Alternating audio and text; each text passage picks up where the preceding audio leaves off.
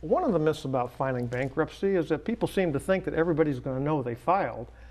Uh, in actuality, unless you actually tell people that you filed, or unless you're a famous person, people are not going to find out about it.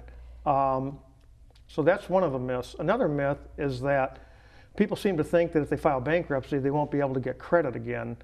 Our clients are not having much problem establishing credit. And when you stop and think about it, when you file bankruptcy, even though bankruptcy is noted on your credit report, it's also noted that you don't owe the debts anymore. So if I'm a person that's going to loan money to somebody, if I know that they're basically debt-free, I'm going to focus on their income. And if they've got job stability, I'm going to consider them to be a pretty good credit risk. And therefore, that's what's happening with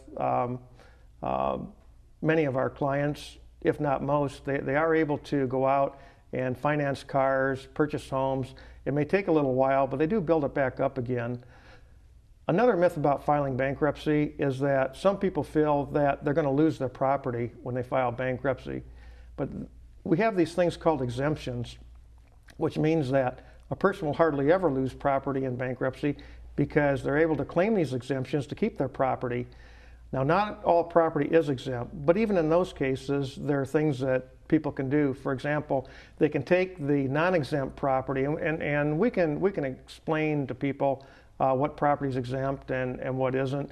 And in the unlikely event that they do have non-exempt property, they can actually sell that non-exempt property before they file bankruptcy, use that money to spend on their family or pay down their mortgage or whatever, and that way they've gotten the benefit of that non-exempt asset rather than having to turn it over to a bankruptcy trustee.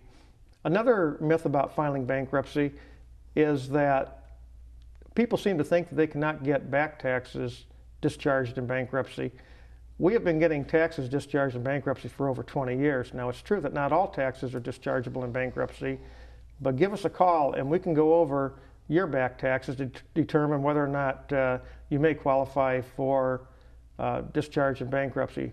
There are several other myths about bankruptcy that we go over every day with our clients. So the important thing is to give us a call at 574-289-8788, and we can tell you what's true and what's not true about this bankruptcy law.